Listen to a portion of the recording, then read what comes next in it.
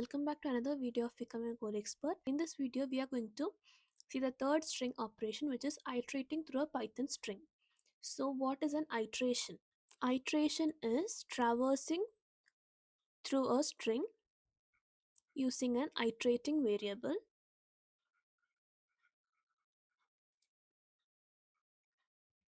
We traverse through a string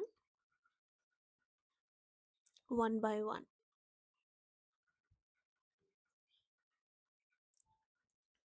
So coming to what is traversal, I have a string which is hello world.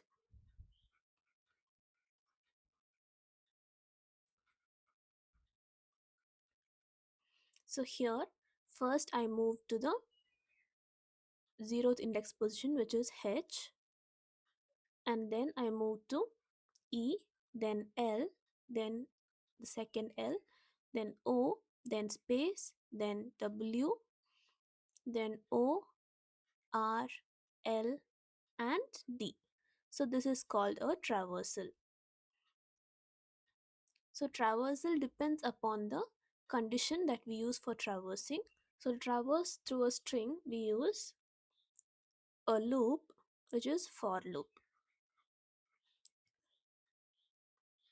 Using for loop and an iterating variable, which is I, and a keyword n, and the name of the string. So let's assign this hello world to a variable s.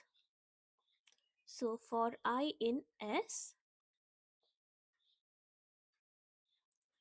and I'll print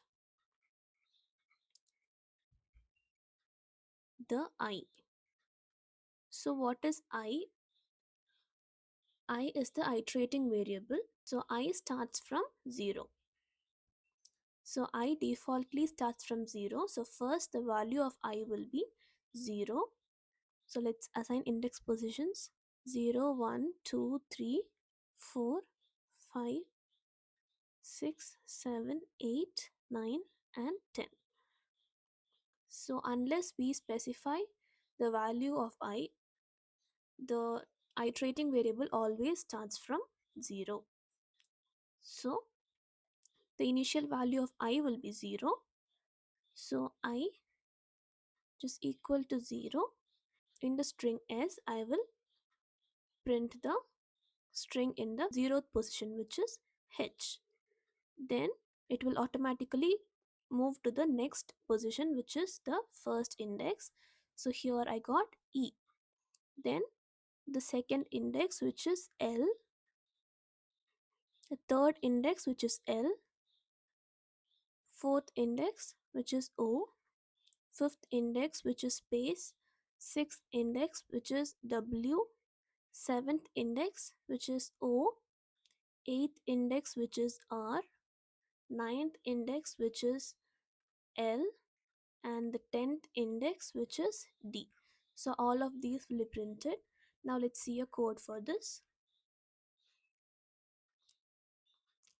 I'll take the same string s, which is equal to hello world, and here I will use the for loop with iterating variable I.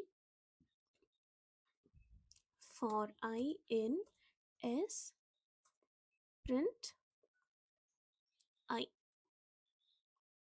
So the value of I will first be h, then E, then L, then O, then space, and it goes on.